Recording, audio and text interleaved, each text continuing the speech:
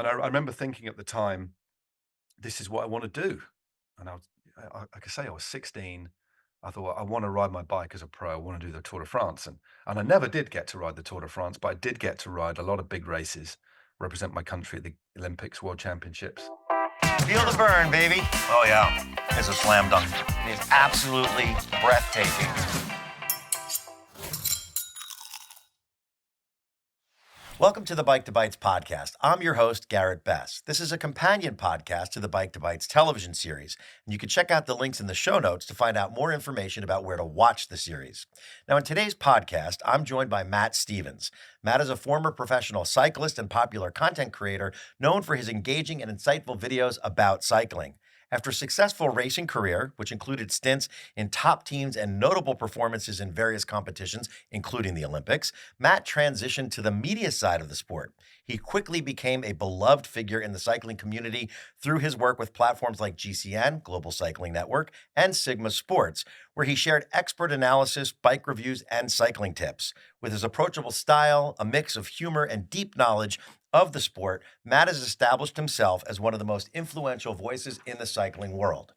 Now, I'm excited to get into this episode, but before that, I want to take a moment to thank our sponsor, E+, for their support of the Bike to Bites podcast.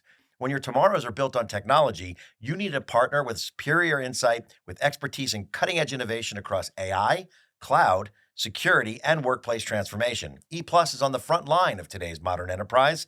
E+, where technology means more. Without further ado, I want to welcome our guest to the studio, to our podcast, Matt Stevens. Matt, I can't thank you enough for joining us today. Garrett, it's an absolute pleasure. We talked about this near a vineyard, I think, in France, back in beautiful June, when we were on a ride with Greg LeMond and a bunch of other people. And here we are finally. Our paths have crossed, but we're both busy men, aren't we? We're both busy men. It's the festive season, but we're in, can I use the word festive? Well, we're over the perineum now, aren't we? In between Christmas and New Year. But there's an extra little perineum because it's my birthday tomorrow. So, but no, lovely to speak to you, mate. Lovely to speak to you. Well, happy birthday in advance of tomorrow. So exciting. Thank you. I've been so looking forward to doing this interview with you. You have had a pretty illustrious career, and I think I've watched a lot of video of you on YouTube. I've done a lot of research on you. And I think, in many of the interviews that I've seen that you've actually done, we learn a little bit more about yourself. And every one of those cafe rides that you do, I learn a little bit more about you. It comes out in little nuggets. And so what I thought, because you're making in the cafe rides, it's all about the subject matter that, the person that you're interviewing. Yeah. But yet you do get little pieces of Matt that come out in those interviews, which I think are just beautiful and fun tidbits that I pick up along the way. So I want to dive a little deep into who is Matt Stevens, right? Because I think people know you through the various roles in which you've kind of been part of, i.e., as a pro cyclist, when you, as a commentator, sports journalist. So I'd like to have you take us back at the beginning of your your career in cycling, and before cycling, because you weren't always you started cycling, I think, in your teens. Yeah. Some people start earlier than that. So walk me back a little bit about your past and what led you to ultimately the path that you currently are on. It's quite, we've all got different stories to tell, haven't we? And my trajectory through being a kid, through cycling, and then through to doing what I'm doing now and being a professional cyclist isn't particularly orthodox in what you'd expect. And I know from our previous conversations that you do know a little bit about me, and there's a lot of stuff out there now, because I really enjoy taking people through my own little personal journey from time to time. It's a lot of fun because it's given me so much. But in a nutshell, otherwise we might need another separate podcast, a little bolt on. Could be a couple chapters. It might be a couple of chapters. And I am turning 55 in 24 hours. So there's a lot to get through. But essentially, I was born into a pretty sport mad family, really. My mum was, as well as being a teaching assistant, she was really mad on Keep Fit. We're talking about the Jane Fonda days of leotards and leg warmers in the 1980s. Well, I'm a And contemporary of yours, so I yes, can relate you to get that it. reference. Yes. So we're talking about that. My mum was looked after herself, and then my dad at the time was he joined the police force in 1968, I think it was, from being in the armed forces. So he was always around, surrounded, well, always into sport. He played rugby. He ran. He was a very, very keen cyclist, which we'll get onto a bit. He was a boxer. He also played football. So he just loved sport and was always out and about, keeping fit. And so as a kid at school, um, I really enjoyed sport as well. I wasn't particularly academic. I was a bit of a joker. Um, one of those weird kids that hung around with, I guess, the American equivalent of the jocks, but also I hung around with the kids who like movies and music and stuff as well. I kind of like flitted in between because I was pretty fit, but I also I love movies. That was my big thing as a kid. Comic books and movies was what I was into, but I was also into keeping fit. A bit of a strange combination. Um, and I had a initially quite a myopic view of what life would be. I thought that I would be a professional footballer, not an American footballer, a soccer player, by virtue of not understanding particularly well how many people made up the population of the United Kingdom. I thought there'd be just a few thousand people, and because of the amount of football clubs, and I was okay at football, I just fall into the life of a professional cyclist. This is when I'm like 10 or 11, you know. So I thought a life as a professional athlete was what I was going to do. Ultimately, it wasn't football because I was a very average player, but I became pretty good at cross country running at school, running on the track, 800 meters, 1500 meters. But when I was about 15 or 14 or 15, I had an injury, and it's a very common injury amongst teenagers who do athletics or football. It's called It's Osgood Schlatter's. It's not a disease; it's a condition where you're basically putting a lot of pressure and impact on the bones, and you're trying to grow at the same time. And it doesn't actually cause any damage, but what it causes is acute pain. So I was in acute pain when I was running and I was playing football. And I rode my bike to school and I rode my bike to running club. And my dad said, and the doctor said, I advise you stop playing football and running because you're going to be in a lot of pain. Why don't you do something else? And my dad quite simply said, why don't you ride your bike and join a club? Because my dad had been into cycling and I was surrounded by cycling magazines at home. My dad had several bikes. He raced quite keenly on a domestic level as well as being in the police. And so I joined a local cycling team, of which I'm still a life member, Hemel Hempstead Cycling Club. Just for fans of geography, it's a little place just north of London in a county called Hertfordshire. So half an hour train journey and you're right in the center of the big smoke. That's where I kind of grew up. So I joined this club and quite quickly got bitten by the bug, met a lot of friends, and we're talking about 1985, 86 now. Met a lot of friends, enjoyed going out on club runs. There was a lovely community atmosphere within the club. So you're And then 15, 16 years old at this point? yeah, 15, 16. Yeah.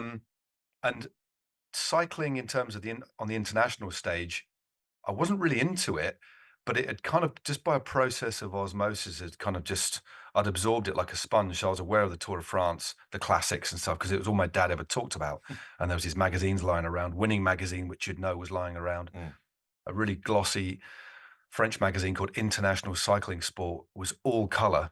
And that was a cool magazine that I looked at. And I remember being impressed by the fact my dad could look at a picture of a peloton and name nearly all the riders just by their style on the bike and their head shape and stuff. I was like, how the hell does he do this? That's impressive. Anyway, fast forward to 1986, and my dad said, do you fancy coming to see the Tour de France? We'll drive down in our little Citroen and we'll go to the Alps and we'll watch a couple of stages. And I said, okay.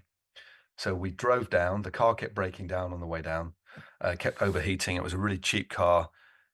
My sister refused to be picked up from school in it because it was such a disgrace. So she had to be dropped off around the corner, that kind of vibe. But my dad was like, he loved that. He liked the fact that he drove around a really crappy car. It's but funny. it did. I'm just going to interrupt you right there because, rewind my life, 16 years old, 17 years old, first car that I ever had. My brother was working in New York and needed to be driven to the train station every day. And his deal with me was, I'll buy you a car, but the deal is you have to get up every morning before you go to school, and you got to take me to the train station, and you got to pick me up at night. And then after that, the car is yours. And he buys me this clunker. It was a 1970 something Chevy Chevette, and it had no floor on the passenger side. Literally, you could see the road from Was that underneath. legal? Was that It legal? wasn't illegal at all. And when I would pull into the parking lot of my high school, they used to call me Fred Flintstone because the car had no floor underneath the bottom. And eventually I put a plate, but it was a car that I was embarrassed sometimes to be seen in. And I would imagine that if I drove my daughter around in a car like that, she would never get in. Yeah, that's a really good. I'm glad you totally get it. We used to call it the tin can. Yeah. It was an old Renault 4, quite collectible actually. I've recently posted a picture on Instagram from 1987, and that car is in the background, so you can see it. I'm there in my Helmut kit at the start of a time trial, and my dad's car is there in the background. Just if you're interested, I'm gonna go check it out. Check it out. Check it out, mate. It's just the outline. It's brown. It's awesome. Anyway, so we got to the Tour de France, and in a nutshell, the experience for me was just amazing. Riding my bike with my dad in the Alps, riding up the Col de Glibier, the Col de Granon, the Tourmalet, those iconic climbs that all of us are familiar with in the world of cycling. But to see them for the first time as a kid was mind blowing, and then to see the riders of the Tour de France racing up them was even more incredible. And on the day, remember the famous battle in the 86 Tour when Greg LeMond ended up winning, didn't he? You know, the famous battle with his teammate Bernard Hinault. I was on the slopes of Alpe d'Huez when those two rode by. And again, I've recently spent some time with my dad at Rouleau Live, where unfortunately we didn't manage to meet up, did we? And my dad brought a photo album that I'd not seen for 30 years, including a picture that I took of Hinault and LeMond on Alpe d'Huez. Wow. Which again, I just recently posted on Instagram, so check it out because it's actually a really good photo. Did you share that with Greg? I couldn't. I tried to. I had a quick chat with Greg, but I didn't manage to do it, unfortunately. But next time I see him, which I hopefully will be in the next year or so, I will share it with him. But I didn't have the chance because he was just, you know what Greg's like. He's magnetic, isn't he? He was surrounded by people. I just couldn't. I'd had my piece of time with him. I thought, I need to show him this, but I just couldn't. And he was whisked off. I just spoke to him a couple of weeks ago. Send it to me. I'd love to see it. I would love to see it. I will do. Yeah. I will do. I'll pop. It's just a scan of it. I've obviously scanned it, but I will post you that. But that picture and those memories, and I remember thinking at the time, this is what I want to do. And like I say, I was 16. I thought I want to ride my bike as a pro. I want to do the Tour de France, and I never did get to ride the Tour de France, but I did get to ride a lot of big races, represent my country at the Olympics, World Championships, Commonwealth Games. I like the way that you just downplay that under your breath. You know, represent my country under the Olympics. But you were an Olympian, my friend. I was only 6 years after that. Yeah, pretty amazing. At the side of the road. Yeah. So, but that was a turning point. So from then on, to 1986, I think I did actually race that year unsuccessfully because I was quite underdeveloped as a kid. I went through puberty quite late, so I wasn't particularly strong until I was like 17. So 14, 15, 16, I was quite short. But anyway, 17, I guess I kind of bloomed a bit and won some big races in 1987 and 1988 on a domestic level. And then in 1989, rode the World Championships for the first time in Chambéry, where on the pros, which I watched on the day after the amateur race, Greg LeMond won again. So there's this constant theme of Greg LeMond in terms of where I am. He remains an inspiration to me. He really does. And I know that you're immensely fond of that chap as well. He's an absolute hero. Amazing. An amazing guy. So he's been one of the most, as well as my father and one or two other people, somebody that's inspired me. Just the way he conducts himself on the bike and off it. But then I thought, well, I really want to pursue a career as a professional cyclist. And in 1990, through a contact and through a friend and a man that you'll know, Paul Sherwin, who sadly is no longer with us, the famous commentator, former British champion, he got me in contact with a team called ACBB, based in Paris, in France. Athletic Club Boulogne-Billancourt, located just to the southwest of Paris. So I went there for 3 years with an aim to turn professional. It didn't. I won 3 big races, one every year, and in '92, as we've touched on, I rode the Olympics. And the team in 1993 was gonna turn from an amateur team to a professional team at the time when, the amateur class in cycling changed into the elite class, basically. And I was due to turn pro in 1993, but during the winter, the off season, one of the big sponsors pulled out, and I was left without a team. So I went back home. I got married. I got a full-time job at a well-known supermarket in the UK, but I still believed that I would be able to turn professional. So I worked a full-time job for the next 7 years and rode domestically very well. I was one of the best riders in the country for 4 or 5 years. Um, and then in 1985, I finished in the top 10 of the World Championships. Got contacted by the US Postal Service team who wanted to sign me.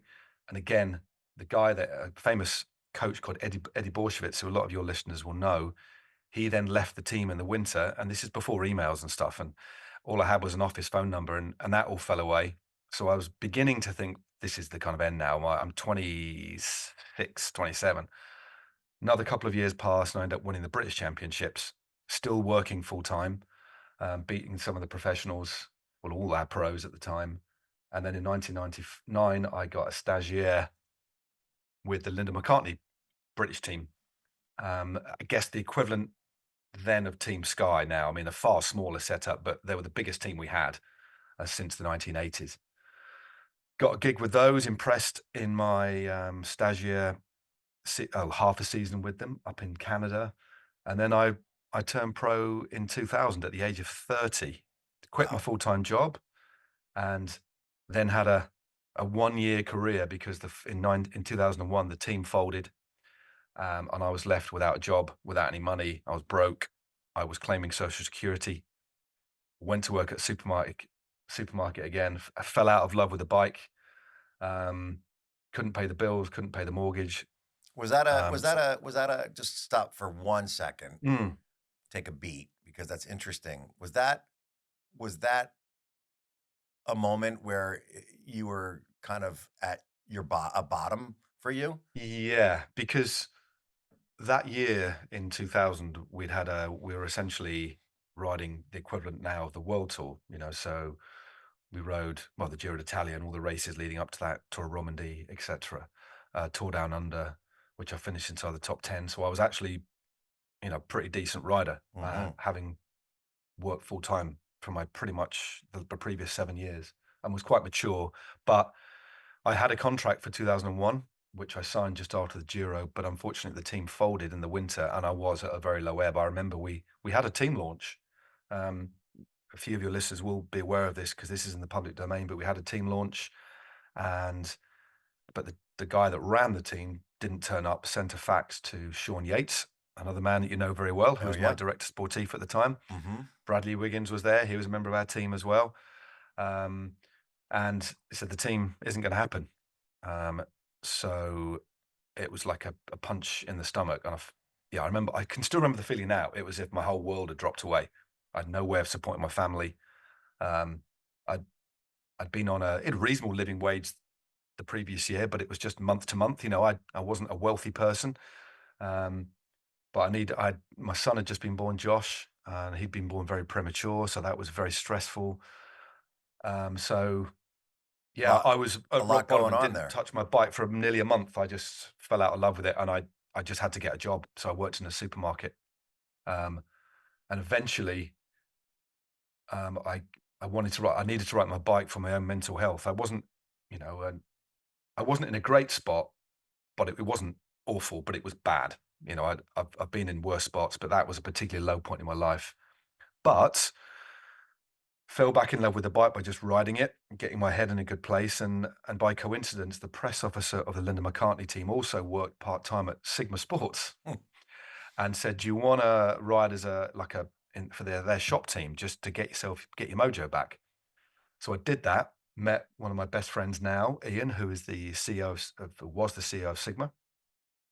And he was wonderful. He said, what do you want? I'll give you the numbers because it's the equivalent of $5,000 for a year. Okay. Mm. This is while I was working as well, but just to pay my expenses, which is about £3,000 Mhm. back then. Mhm. And he had this tiny little office in London where the shop, just near where the shop is now. And he opened this safe and he got £1,500 out in cash and gave me it, which meant I could pay the mortgage for 3 months. Wow. And I'll never forget that moment. He's the best man at mine and Holly's wedding 15 years later, 17 years later, because of the trust that he showed me. And then I thought, well, what am I going to do? So I raced and I thought, well, I don't want to, with respect, work in a supermarket for the rest of my life. I'd done that previously, but what am I going to do? So I spoke to a friend and we had over a cup of tea, very British thing to do, out on a club ride. And he said, have you thought about joining the police? And my dad was a police officer. And I said, no, never. Never wanted to be a police officer. What year are we Not because talking about now? this is 2001? 2001. So I'm Okay. 31 years of age, Okay. 2001. So I applied to join the police.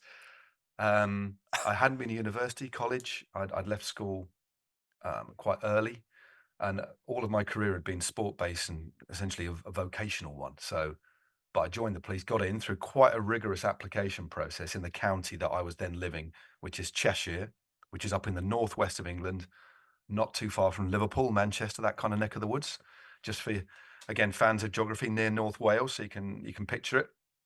Joined the police, got in, and then for the next 12 years approximately was a full-time police officer, which, so all through my 30s into my 40s, I was a copper, as we Wow. say. And then in 2001, halfway through 2001, I started to race again quite successfully, won some big races in the UK and found an equilibrium between working full-time as a police officer, riding for enjoyment, but also for a few pounds, and then ultimately setting up the Sigma Sports Pro UCI team as well through the 2000s. And then coming towards like 2009, 2010, we we basically had set an objective, me and Ian, the CEO of Sigma at the time, to ride the Tour of Britain, which we did. So we had a UCI team of which I was the director sportif. I was like player manager and a full-time police officer. So we did the Tour of Britain on a couple of times, and then the TV stuff started to come around. The race was on television, and I was interviewed a few times. And one of the producers said, "Do you want to do a couple more interviews and give us a course preview because you come across really well?" I was like, "Okay." So I did, and that led to a permanent pundit gig on the Tour of Britain, and also on a series of city centre races. You know, the criteriums that we had in the UK at the time. Um, a good friend, Mick Bennett, who ran that series, set that up. So I was racing, managing a team, and then doing a bit of TV work, and it was becoming my life. I was burning the candle at both ends. And then I got a call, and then I thought, well, I really like this. I really like this. I'm really enjoying it, but I can't. And I had a word with one of my friends in the police, who was actually a very senior officer who I used to go on my bike with. He lived around the corner, and he was the second in command of Cheshire Police. Lovely guy called Phil, and he said, "Look, Matt, you need to make a decision here because I'm not saying it's impacting your work, but you've got a massive opportunity, and you can't continue to do both." And he said, "We'll support you if you want to do the other thing." So I made a decision to leave the police and pursue a media career, and I didn't really know how I was going to do it. I'd already done a bit of after dinner speaking. Um, I'd sent my CV off to Eurosport, but I hadn't got a reply yet.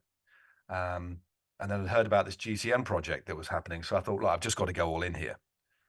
My wife was exceptionally supportive. Holly was like, well, what's the worst that can happen? You'd always get a job. We'll always be able to work. We're pretty capable people. And her saying to me, what's the worst could happen? Just put things into it just framed it beautifully. It's like, yeah, what is the worst that's going to happen? I'd already reset 12 years earlier when I'd lost everything. Well, not lost everything, but lost my professional cycling career. So I reset again at 43 years of age, just after the London Olympics.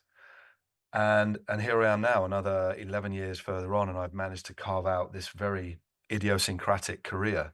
Well, Um, I have to you know, say, so I mean, what a history. And I'm going to go back to a couple of things Mm, along your story that I want to go back to, but like I have to say, in terms of where you are now and what you are doing as a commentator, as a journalist, sports journalist, you're really good at it. And I'm not just saying that because you're on the other end of this podcast interview that we're it's doing. very I mean, kind.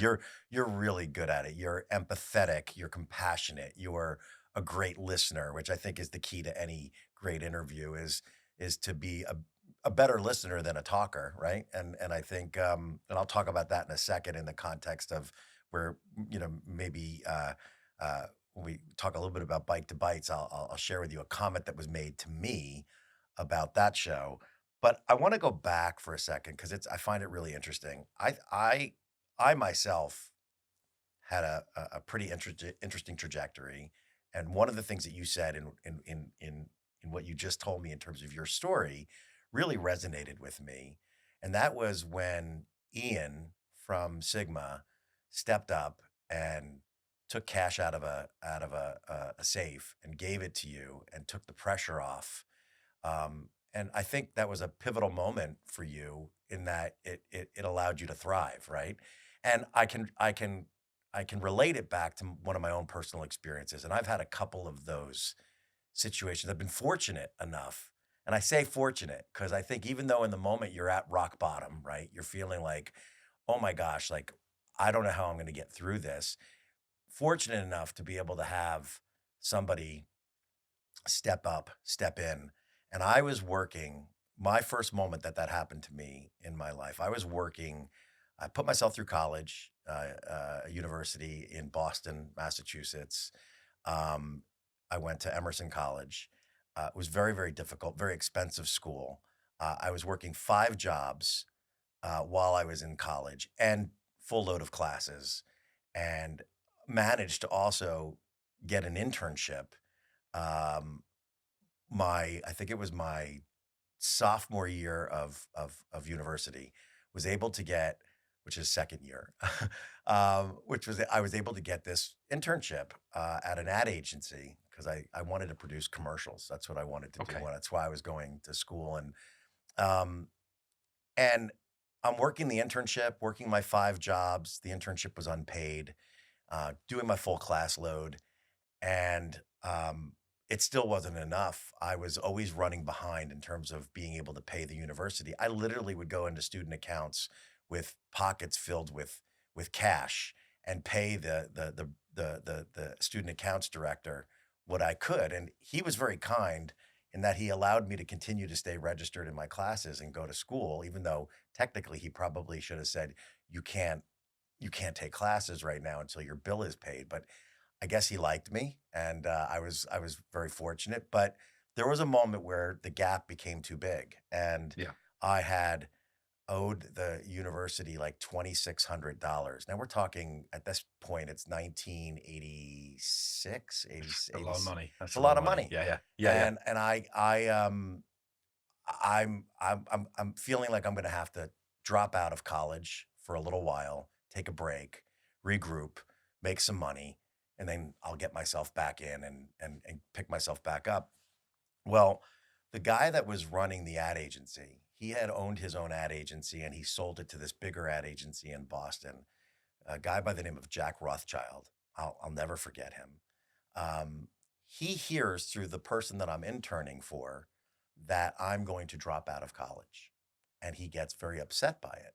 And I get called into his office the next day, not knowing why I'm being called into his office. So I'm thinking, oh my gosh, did I do something wrong? Am I, I was a jokester just like you, and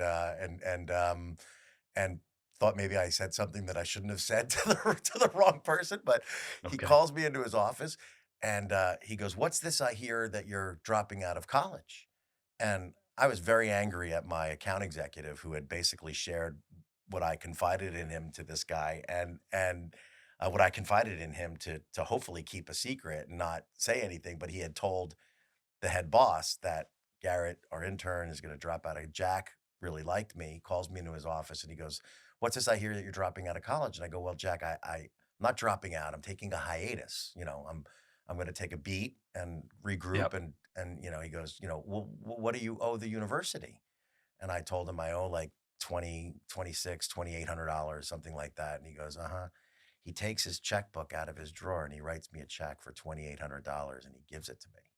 And I go, Oh, I can't take that from you. He goes, well, I just hold on to the check. He goes, please, I want you to take this. Go pay the university. You're not dropping out of college because the moment you drop out of college, Garrett, is the moment you will not go back. I am telling you. So he goes, I really don't want you to do that. So I take the check home and I'm really perplexed and torn about what do I do? It was like a moral dilemma that I was having about like yeah. it's a stranger in my life, who's coming up and doing this for me. And um thought about it the next day and I hand him the check back. And I go, here's the check, Jack. I can't, as kind as your gesture was, I can't do it. I can't take this money from you. He goes, well, what would I go? He goes, it's a loan. I go, if it's a loan, like, where's the loan document? Like this isn't a loan. You're giving me a check. He takes a piece of paper out of his drawer. He puts it on his desk. I, Garrett Bass, promise to pay Jack Rothschild back $2,800 when I can. And he hands it to me and he goes, sign it. And I sign it. And he goes, now take the check, go pay the school. I'll see you back at work tomorrow. And when I finished college, I graduated. One of the first people that I paid back was him. But had that gone a different way, my life would have gone a very different Yeah. way. And I think you can relate to that because hearing your story about Ian and what he did for you in that moment, changed the course of your life, you know? Yeah. It's a it's a straight. I've mentioned it a couple of times, but and the thing is, when I mention it to Ian, I get quite emotional about it. And you've had a beer or something, and I don't catch up with him as much as I'd like because we're both very busy. But when we do, it's a lot of fun because he's a great guy. You might have actually bumped into him. He's been on a lot of the LeBlanc events because he loves those, and obviously Sigma were a partner for a while. But yeah, so it was because he didn't that that day was the first time we'd ever met, and obviously he obviously knew about my career and as a But rider. relatively a stranger. Yeah, but we'd never met. We'd been introduced, and it was like, well, just sit down and let's see what we could do. Um, but then we're still friends now, and I'm so that was from the race team. And who would have thought that we're now 15 years later, aren't we? That I'd be still working for him in a completely different capacity, but helping the brand or the company that him and his best friend set up in 1989 to succeed. And it's it's pretty amazing. The more I think about it, the kind of It's a great story. but the first person actually to highlight it, people have listened, but they've never really highlighted it like that. But it was pivotal, and also importantly, as well as I'd already joined the police, so that was happening, but it enabled me to do what I love. So which is ride a bike, and riding a bike in a team isn't a cheap thing to do. And I was all ready to just quit it and just do something different, but I didn't. And he gave me that opportunity to just enjoy cycling and to get my head straight, to look after my family, and then the rest just falls into place. So it was a big step. But to give me half of my payment up front in cash was just blew my mind. I didn't expect that. A lovely, generous, important thing for him to have done, and hence him still being a very important part of my life, and hence him being the best man at my wedding. He looks very much like George Michael as well. He looks like I yeah, a have met chief. him. I met You've him. met I him. have met him. Yes. Yes. Cool. Anyway, less about Ian, but no, an important moment in my life. You're quite right. Yeah, and so I want to in the story that you were sharing, you kind of glossed over the fact that you were an Olympian. I want to go back to that your first Olympics, well, your only Olympics, right? Because I want to ask you, were you so you had the Olympics, amazing accomplishment. Talk to me about that experience, and then 4 years later, I believe, were you trying to make the team again, and then and you didn't make the team? What happened? Yeah. What happened Yes. during that period of time? So basically, I'd qualified for the Olympics in the end of 1991. Well, a short list, and back then our Olympic team was only three. The biggest team was three. So competition to get in the squad was really hot. But I was racing internationally. I'd had some wins, as I said, in France at the high level. But going to the games as a 22-year-old was just an incredible experience. My dad came down. He actually he rode his bike from London to Barcelona through Wow. through France and Spain. He rode his bike the entire distance. Didn't book any accommodation. To come see Ending up sleeping on the floor of one of the GB team Soigneurs. But anyway, that was an amazing experience because in the Olympic Village, you're rubbing shoulders with not just people in your own sport, of course, people from your other sport and from other sports. And I remember sitting down for breakfast one day next to Boris Becker, for example, and I was like, wow, it was just mind blowing. Because I'd been into all sorts of sports as a young man, and I was fully aware of it when when there was less options on TV, but there's a lot of athletics on. Just the whole Olympic experience was mind blowing. Unfortunately, I crashed in the final kilometer, but I'd been away in a breakaway. I've still got a video cassette up in my loft. I need to digitize it, but on Eurosport with my little name, I was riding really strongly and figured in the race at the very sharp end, but got involved in a crash near the end. I wasn't injured, but the whole Olympic experience, to answer your question, was an amazing one. And then, so we came through like 93, 94. I was racing at the highest level still, although I was still based at home working, but I kind of found that balance. And then 1996 or the end of 95, and 1995 came around, and it was when the professional and the amateur classes merged, as I said before. So for the 1996 Olympics, like 1992, we had professional tennis players. 1996, we had professional golfers. So basically, a lot of the sports that were defined by pros and amateurs had merged, and cycling was one of those. So it was basically elite. So there was professional cyclists for the first time were in the Olympic Games. So I was up against it with some of our pros. But in 1995, at the World Championships in just outside Bogota in Colombia, we had to qualify one rider in the top 20 countries. And I finished inside the top 10. That was what got me that, the supposed gig at US Postal was my climbing prowess on a very hilly course. None of the other British riders finished, and I qualified the whole of our cycling team for the Olympic Games in Atlanta. But I didn't get picked the following year, which was very disappointing. So that's was that a letdown for you? Yeah, it was a big letdown. But so I was bitterly disappointed. But that was the decision that was made at the time. I had to abide by it. And we did have some good pros that went instead. But I still think I should have gone. And I think I would have been more than capable of handling the course and the terrain. Although Max Sciandri, who 3 or 4 years later was a teammate of mine, did manage to get, I think it was a bronze medal. Chris Boardman got silver in the time trial. Max Sciandri got bronze in the road race. But had it not for my ride in Colombia, we wouldn't have had a team. So that was the big significant play. Was this the same Colombia ride in which the toilet incident occurred? Or a different period of time? No, there was the toilet incident. The toilet incident on the. I mean, I think that might be a separate podcast. But there's 2 toilet incidents. One was in 1997 on the course, and one was at somebody's house in Colombia. I loved watching the interview about somebody's house in Colombia, but we'll talk about that. That's another. I think we might go too far off tangent. We would go too far off. I agree. So more reason for people to come back and hear our next time that we get together on the podcast. We can do a deeper dive on that sort of stuff if you so wish, Garrett. Yeah. Very funny. Funny. So I was really disappointed, but all that did was fuel my desire to. So that was 96. I was still technically an amateur rider, and the British scene at that point wasn't particularly good in terms of teams. So I was scrabbling around for a ride. Although I was one of the best riders, there was just no teams knocking about. So it was a difficult period domestically. But in 1998, a new team formed called Harrods, the big department store in London, and I ended up riding for that team. And that's the year in 1998 that I ended up winning the British Championships and got that beautiful jersey. And that then led to the contract with Linda McCartney the following year.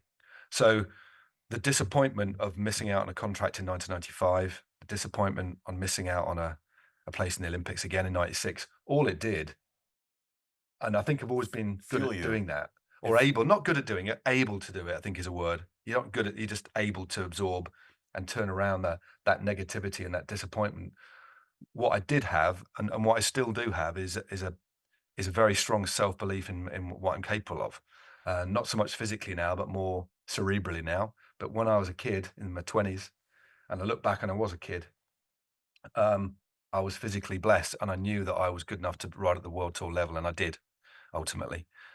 So, and I'm quite proud of that belief that I had through that really difficult period, um, to finally get on the start ramp of a grand tour. You know, riding with the likes of Cipollini and Pantani in 2000 was not exactly redemption, but it was just affirmation of my own belief that had started off in 1986.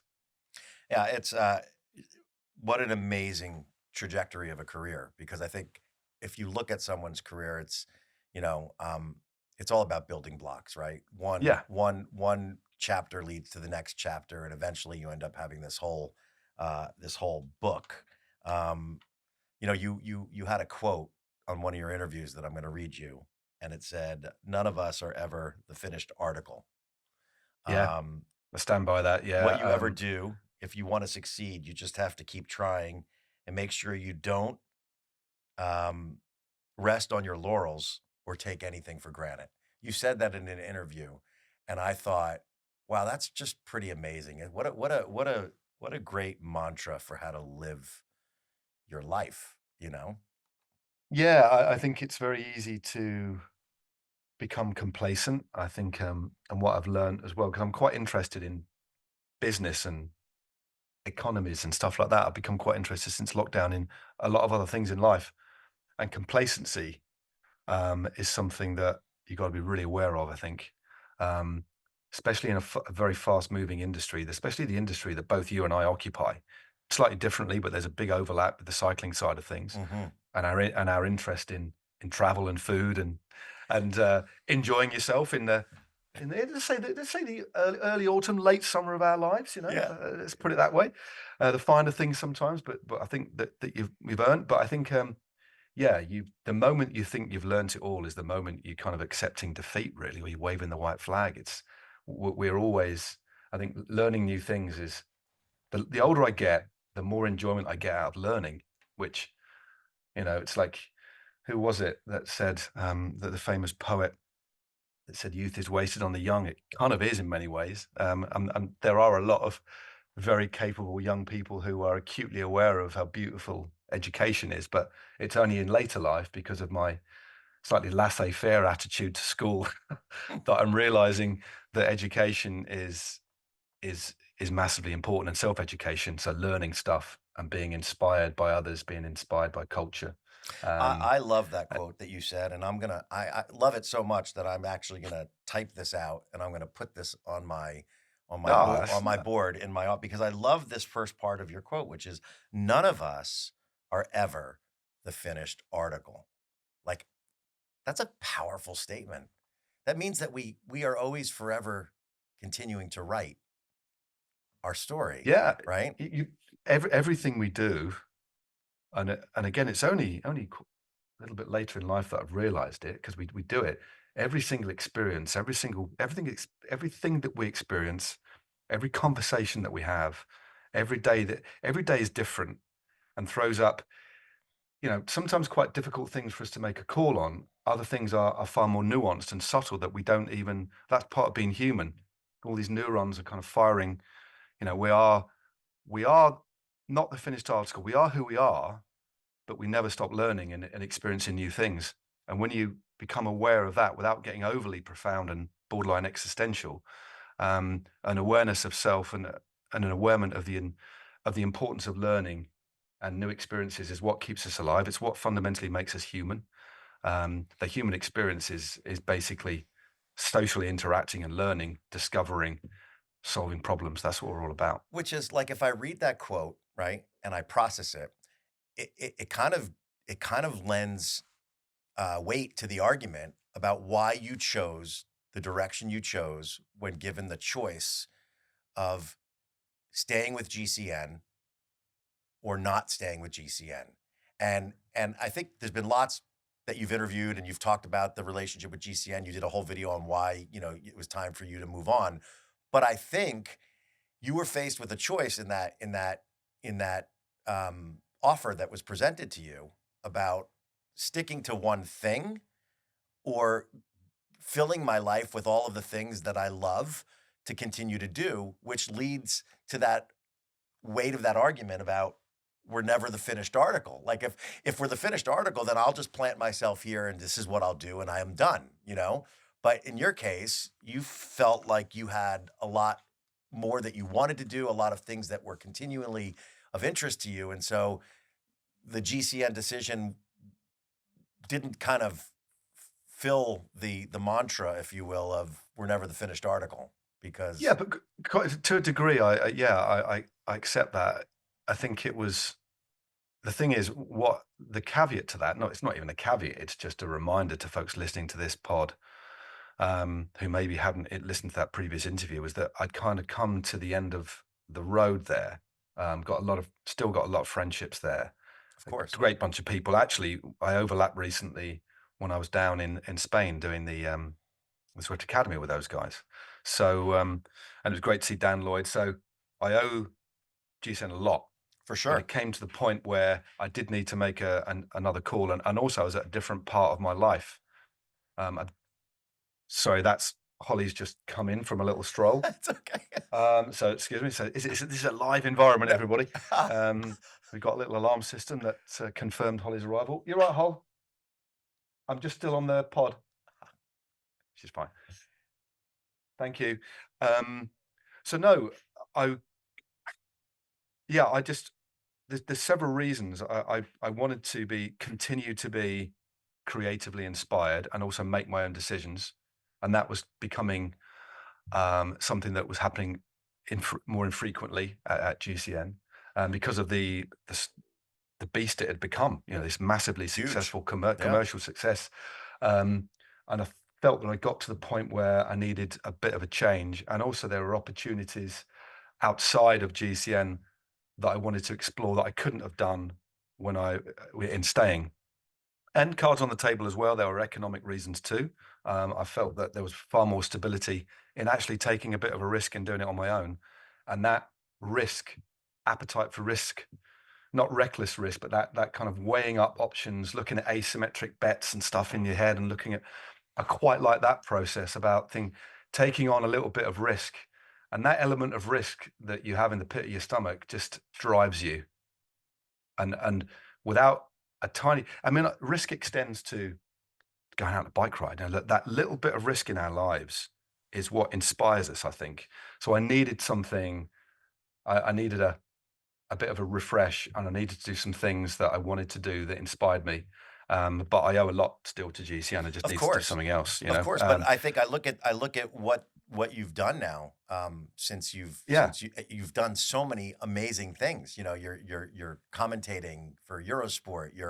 You're doing live events. You're doing the Café rides with Sigma. Like, I think all of those things that you're doing are filling your dance card, right? With a wealth of creative inspiration, with just, I'm one of those people. Like if I was put into a corner to do just one thing, I don't think I'd be happy. You know what I mean? I think I derive happiness from the versatility, the variety of what's in my life, in terms of the types of things that I'm involved in. And I think that, and when you do that, I think it comes out in, you can see it, right? Like I watch you in these cafe rides. They're amazing. And I want to talk about them in a second in a deeper dive, because I really feel like I get to know Matt in those cafe rides. You know what I mean? I got to know Matt on the bus in France while we were going from one place to the next. That was probably the funniest stand-up comedy act that I've ever been to in my adult life. And it was on a bus that we were going from the hotel to Veuve, Clicquot, for a dinner. And you were on the bus as the onboard entertainment. Hysterical. Absolutely hysterical. Do you know what? I hadn't thought about that since it happened. Thank you for reminding me of that, Garrett. Very kind of you. It was awesome. But yeah, no, yeah, I can be myself, and I've got very much like you said there. I don't think the kind of 9 to 5 is for me now, and also, I'm at a stage of life where I really enjoy making my own decisions, and the responsibility in that is a massive motivator as well. So it's a privilege as well. So when you mentioned the quote earlier on about not resting on your laurels, it's like constantly reminding yourself there's a lot of people that would love to do what you or I both do. There's a police car going by. What you and I both do. So every now and again, just gently reminding yourself, although I completely um, I deserve where I've got because I've worked really hard, and I've made some quite difficult decisions. But also, the flip side is don't forget where you came from. And I think that's quite a simple thing to every now and again remind yourself of, especially when you might look at something and think, oh, this is a bit of a drag. And then you think, no, this isn't a drag. Think what you could be doing or what other people are doing. That there is a drag. That a lot of life is monotonous, and we need to earn a living, and sometimes that isn't overly pleasant. So every now and again, I take a rain check, and it's like, Matt, this isn't like in a on a long on a long transfer in the Tour de France. I thought, oh, this is a drag. It's like, Matt, you're on the Tour de France. It's just a drive, or travel. I'm in an airport. The plane's delayed by half an hour. Matt, you're traveling to a beautiful place to do some really fun work.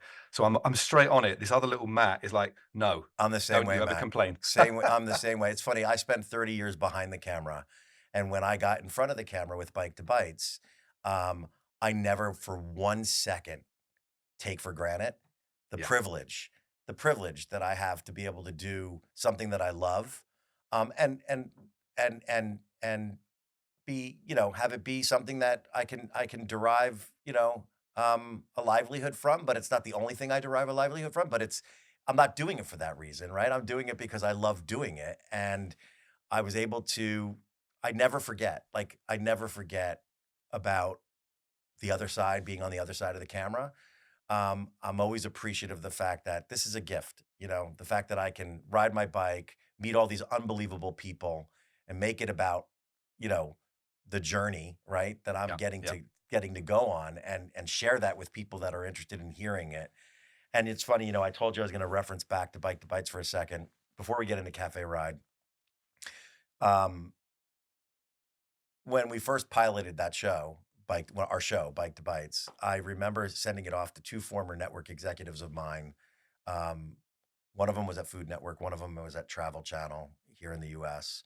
And they both had a similar reaction to watching it. I wasn't originally supposed to host that show. I just did it as a proof of concept, Right. with the idea of like, I'm going to do the show, I'm going to prove out the concept. And if I can sell it to a network, then, we'll find somebody like you, Matt, to come and host it. And then I'll just produce it. And I ended up getting in front of the camera just because it was in my head and I needed to get it out of my head. And we did that. And the reaction from both executives was the same. Oh my God, dude, like I had no idea you were hosting the show. And I was like, no, no, no, it's just proof of concept. They're like, no, no, no. And my former network executive from Food Network turns to me and she says to me, I don't want you to take this the wrong way. And I'm like, oh no. like I I go, okay. She goes, no, no, just hear me out for a second. She goes, I watch this and sometimes I almost forget that you're there. And I go, oh. She goes, no, no, no, no. It's a good thing. She goes, because you make it about all of the people that you're meeting along the way and not about yourself as a host or as a celebrity chef or whatever. You're making the subject matter be the star. And that's refreshing because in a lot of television these days that doesn't happen, or video, it doesn't happen. A celebrity or a host is making very much part of the fabric of what it is, and is not afraid to tell you that. Not in every instance, but in a lot of Yeah. instances.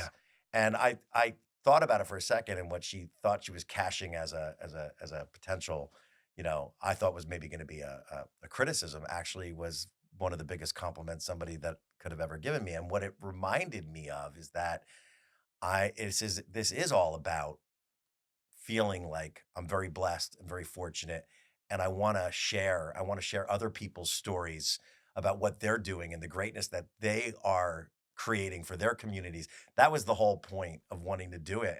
And not ever forgetting where you come from, and making it about everybody else. And I think, and the reason I told this story just now is because I think there's a parallel to what you do in the Cafe Ride series that you do. I watched quite a few of them. I've watched quite a few of them. And Matt, my gosh, I mean, first of all, I love the fact that you love food as much as I do, and that's a whole nother that could be a whole nother show. But I watch your interviews with these people, and you truly make it about them. And I have to say, like, talk to me a little bit about this series, the inspiration behind the series. You've had unbelievable guests that you've ridden with on this series. I have so many questions about the making of the series because I think there's some interesting things that you guys do from a production standpoint and being a producer. It's just I can appreciate Yeah. some of the techniques that are implemented in creating this content that you're creating because it's really very, very compelling content. What was the genesis of the Cafe Ride series? How did it come about? And then I want to go a little bit deeper into, and then we'll wind down, but I want to go a little bit deeper into some of these interviews that you've done because they've been amazing.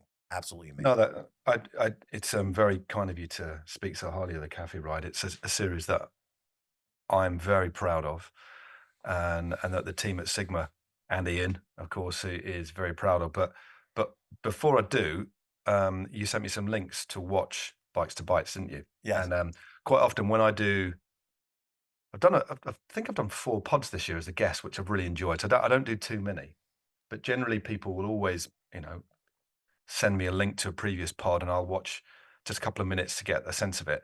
And so I made a bit of time this afternoon to watch. What I was going to do is just watch several like 3 or 4 minute chunks out of your video. But I ended up watching pretty much the whole episode of the St. Louis one, and I thought, shit.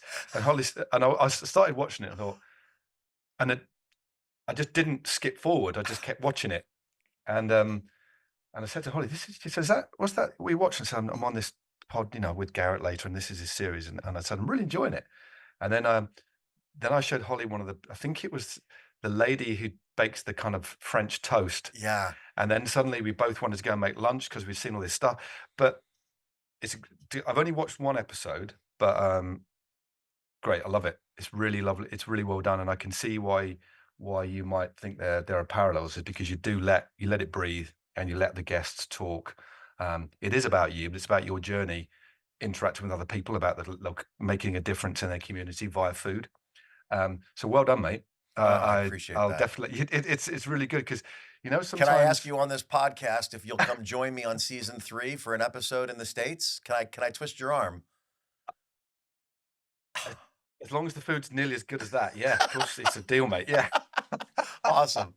Awesome. Yeah, well, let's talk. But Yeah. no, well done, mate. I shall start watching a few more episodes. But it's a really lovely take, then I was looking on a map where St. Louis is, and because my wife's got a really good geographical knowledge of the US, all its presence. She loves the US, and we come when we can. But I wanted to know where it was. So that little half an hour, 45 minutes of watching that, I really enjoyed. So well done, mate. Anyway. Oh, well, thank you for that. Yeah, the Cafe Ride.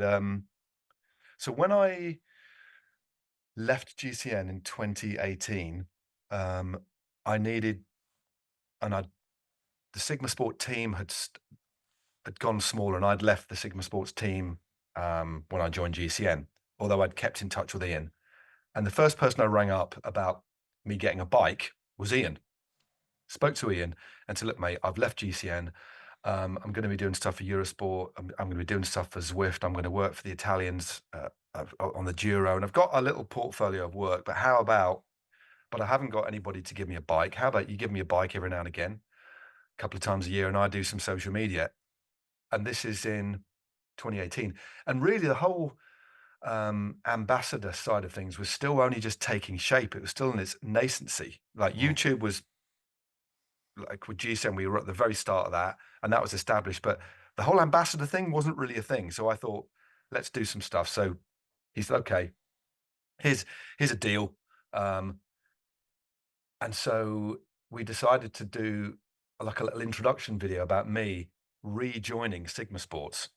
So basically, we shot it on one camera, and it was me coming back to work and getting like a Sigma Sports fleece, having my own locker, and then coming back to work at Sigma. Like, Matt, welcome back, Matt. After so we did that, and then and so I did a couple of bike review videos, but I don't really like doing bike reviews. So we just needed to do something a little bit different. And one of the guys it wasn't actually my idea, although I'd wanted to do an interview-based show. I did a show which I love the name of, called Chat Stevens for Rouleur, and we shot one episode, and then Rouleur kind of, without being funny, under the different owners, didn't have any more money to make another one because it wasn't cheap, relatively speaking.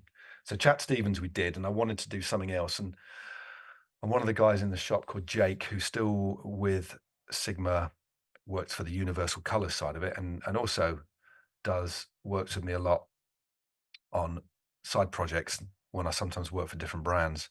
He said, how about you do interviews with famous cyclists, and we go to a cafe and have a conversation? I thought, that's a really good idea. And he said, well, and then we thought, what are we going to call it? He said, what about the cafe ride? Really easy. So we thought, okay, who are we going to get on as a guest? And so I think it was Alex Dowsett was our first guest. I can't quite remember. And we did. And so we came up with this idea that this simply was, we go to the house of the person. That was the idea. The key ingredients we wanted was somebody sharing a ride with us, but it has to be super personal. So we kind of semi-insist we go to their house. So it's quite imposing in many ways. Mm-hmm.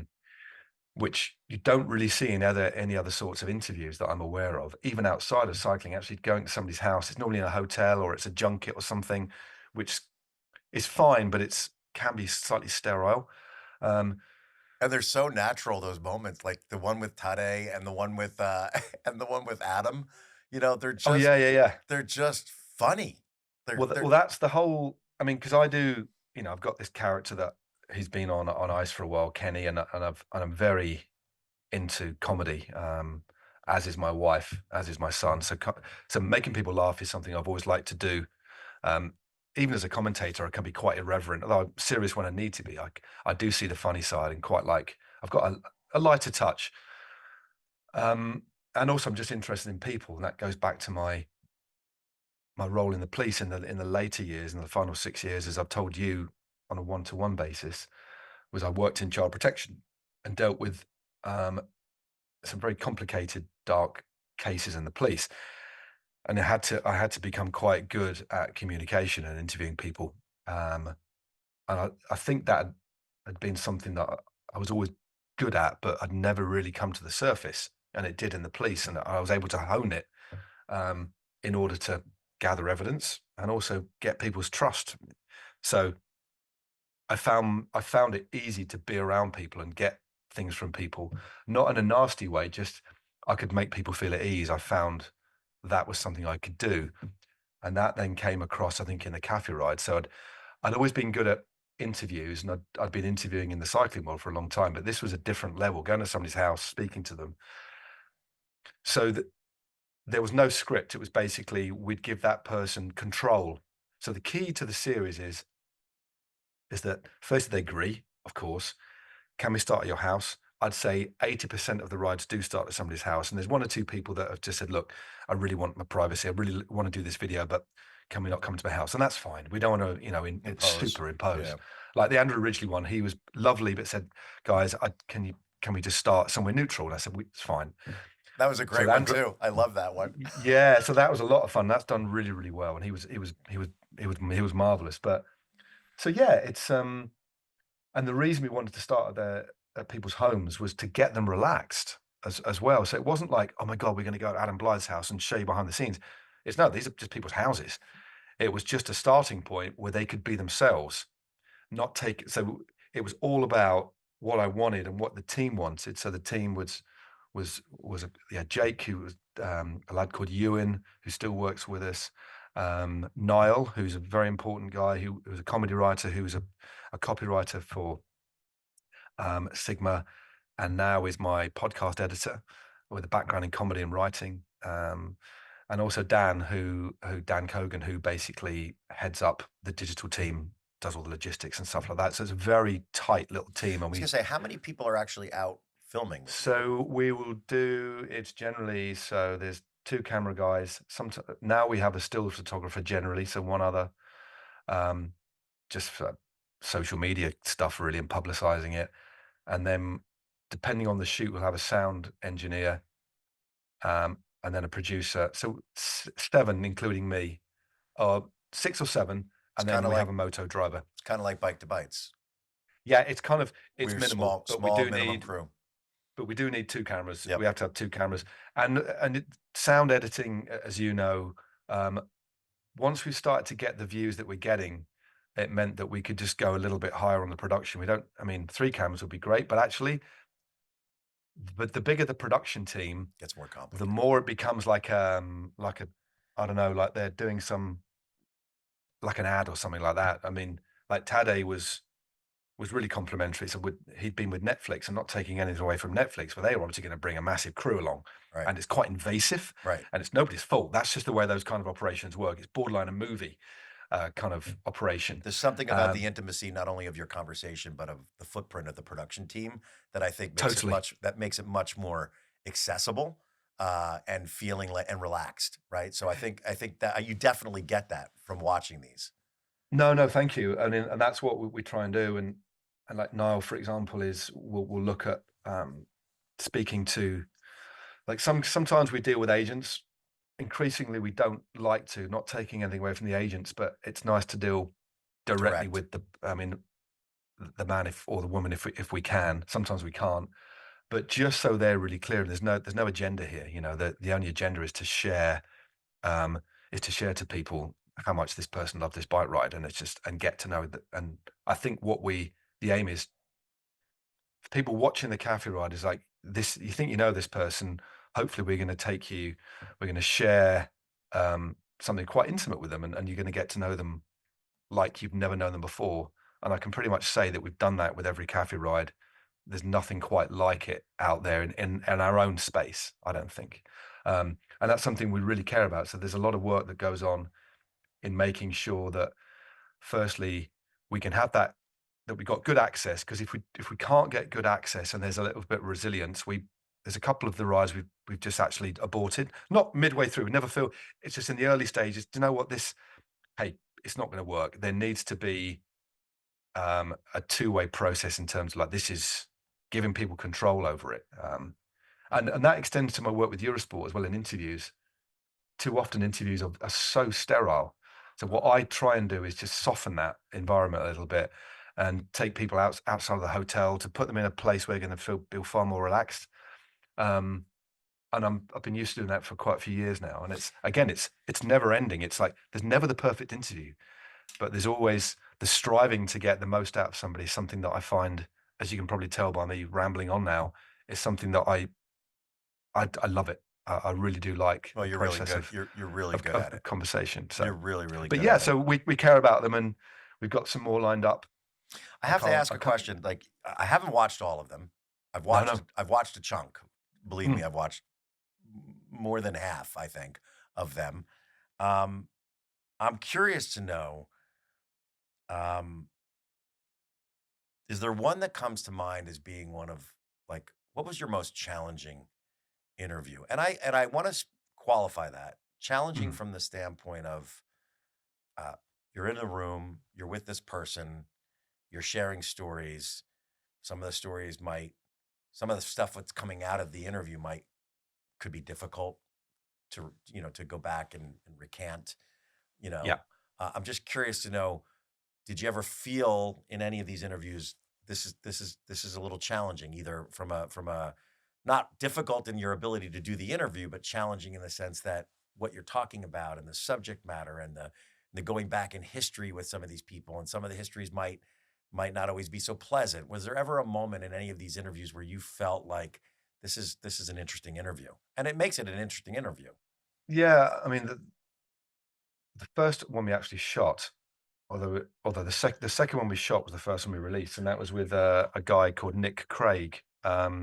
He's a guy that lives not too far from me up in the Peak District, and this was before we were like in the early stages, while we were like building momentum, we would get guests on who would be people that I know really well within the cycling industry but Nick is maybe somebody that the American audience hasn't heard of, but he's still competing now.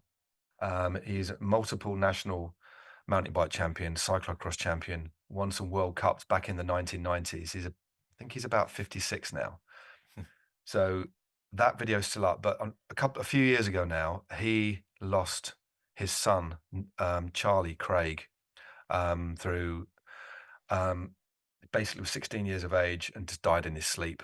And that has, and Nick and his wife were obviously just, well, it just tore their world apart. And they've now got a charity called Ride for Charlie, which basically raises money for awareness on sudden infant death. They don't know why young people suddenly just die in their sleep, and there's ongoing research into that. But so that particular interview, knowing Nick very well and knowing Charlie a little bit, because it cut through the domestic cycling circuit in the UK. It was just awful hearing of that. And that was a really difficult interview because I wanted to talk about it, but we certainly couldn't do it as soon as you walk in. And the thing is, when I walked into their kitchen at the start, there was a big picture, a black and white picture of Charlie on the wall in his cyclocross, and he was just a lovely lad and a very talented bike rider. And it had only been, I think it was only 3 years after that, or 2 years afterwards. And I knew that I'd spoken to Nick before saying, look, we're going to bring it up at some point. But I didn't warn him about it, but I just knew that it wasn't early in the ride. So basically, we did this ride on mountain bikes in the snow, so much fun. I fell off, great stuff, in a snowdrift, covered in mud. And then we were just in an old English pub in the heart of the Peak District with a walk with a fire, and you've watched it. And then I knew I had to bring it up, but we talked about it there. And I think my line was, Nick, we have to bring this up. And he said, yeah, I know, Matt. And his eyes were wet with tears, mine were, and that was very difficult. But it was important because Nick's life up to now as well is basically, he's got to earn a living from him and his missus and the rest of the family, but it's driven by his memory. And there's no second take with something like that. They can't, oh guys, can we reset? It's no second take. No. So there's a massive responsibility in just raising the subject, and we had to do it. But so I don't know whether I guess I'm happy with the way that went, but it was very difficult. It was a beautiful interview. And then to wrap it up as well, and then like still keep some humor and some levity there after talking about somebody losing their son. Yeah. In terms of you did I watched that, and it was an unbelievable episode. And it's funny, that was on my list of probably that would fit the bill of the question that I just asked you, which was some of the most challenging. The other one that I thought, and I'm curious to get your reaction to, was Sir Bradley Wiggins. Yeah. I found that there were moments in the interview where he, I think, was really reflective and about, you had asked some questions and you got him thinking. And it was an emotional moment where he was talking about the gentleman that he met at the hotel from the military, and he was reflecting on, you could see his mind working. And he kind of glossed over some of the controversies during your ride of like, he didn't gloss over it. He talked about it, but you could see his mind was processing still. It's as if he's still processing. Unbelievable athlete, unbelievable. I mean, my God, there's not much you wouldn't say about his accomplishments, right? But I found that interview really, I think you struck some chords, is what I'm saying in that interview. Did you feel that?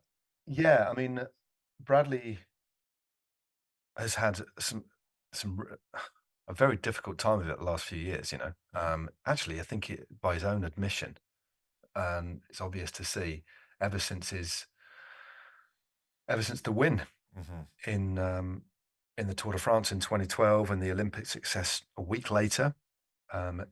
Bradley's never shone brighter, but that's when the start of all his problems came to roost, and trying to reconcile who he was, his relationship with his father, who was murdered, um, and all the subsequent stuff that has since come out. But Bradley has had, his struggle with his mental health. Let's make no bones about it. And I've known Bradley for a long, long time. He's a decade younger than me, but we raced together. We were briefly in a team together. He A lot shared of that. He shared that in the interview. Oh God, He yeah. kind of gave you a And so little. He and kind of gave you a little dig.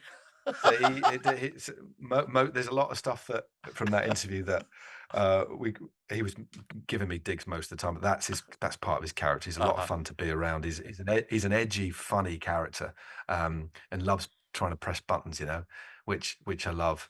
But that was that I did love that ride, that interview. The bit with the guy about in the military, that I think Bradley struggles with people looking up to him. I think that's the thing. Like, he doesn't see himself as a role model because some of the role models in his life have failed him, and then he might have thought in many ways that he's failed, which isn't the case. But I think Bradley now is in a far better place than he was. But that particular time, he was really struggling. Yeah, you And it could was see good it. of him to actually, and we wanted to do it for a while, and it was coming up to the anniversary of his win. So we filmed that in 2022, or it might have been early 2023. So maybe just after. I think that was 2022 actually. It was some beautiful storytelling, I have to tell you. I mean, it Yeah, really was. no, I it mean, was. just Thank it you. made him look well because he is human. He's Yeah, yeah. fallible, right? Like we're all fallible, and Yep. I think you did a really good job. I think of trying to steer that conversation and I thought it was a wonderful interview, really No, nicely thank done. you. It was at times it was difficult. At moments it was just a breeze. If we because we'd hung out, we've hung out together quite a lot. I wasn't living at that point too far from where he was, so we'd been out for meals down the pub and been out on the bike once or twice. So it was really nice. Um, You do and he like to promised to. eat, don't you, Matt? You do like to Pardon? eat. You do love food. I do love food. Yeah. I remember hearing somewhere in one of your interviews that you almost were a chef at one point. I think it was you were in Oh that yeah. interview with him. You revealed that had almost decided to become a chef, and so your love of food. Where does that come? Your father was a great cook. Yeah, so my mum used to bake a lot. I think back when we were growing up, people used to go out for meals less when nobody had any money really, did they? It would just life looked different, and going to a restaurant was a big treat. Like, Hmm. even like getting fish and chips for a takeaway was a big treat. And I remember the first time we properly went out for a meal, we went to Pizza Express in Hampstead, and I was like, "Whoa, what is this spaghetti bolognese?" But anyway, my dad used to cook wonderful meals. He used to entertain at home, like little mini dinner parties, and cook food. So him and my mum were going to open a pub, and he'd actually passed the examinations to actually be a landlord in a pub and wanted to run a restaurant in a pub. That never came to pass. But my mum made wedding cakes as a part-time job and decorated them, and both of my grandparents baked. So everybody cooked, and there was always the smell of baking in the house. If it wasn't baking, it'd be my dad preparing the evening meal, and that's the way it kind of worked. And me and my sister washing up. So, and then yeah, I thought that I did want to become a chef until I realised how much school you had to go to first, and you had to be good at maths. Um, and then, as I said, I was a laissez-faire kid who liked to have fun more than apply myself academically. But I still love food. Are you a Um, sweet or and savory kind going, of guy? oh, that's a good one. Depends on the mood. I think I'm both, but I would say more savory now. I used to be more sweet, but more savory. Um, yeah, I probably love slightly more savory. I love the interview with Eleanor. Oh yes, What I that loved was about that was the juxtaposition between the generations, right? yes. It was a very cool. I also love to see you struggle on hills because it makes me feel better about myself because I struggle on every hill. And to see a pro actually with like I saw you do it with Adam, I saw you do it with her. Like you're working, right? I'm And working. you're climbing and you're conducting an interview at the same time, which is really really difficult because You're trying to regulate your breath while you're going up this massive incline and you're conducting this beautiful interview on a bicycle. And I'm like, how is he doing that? Like, I would be on the ground at that point. I'd be on the ground.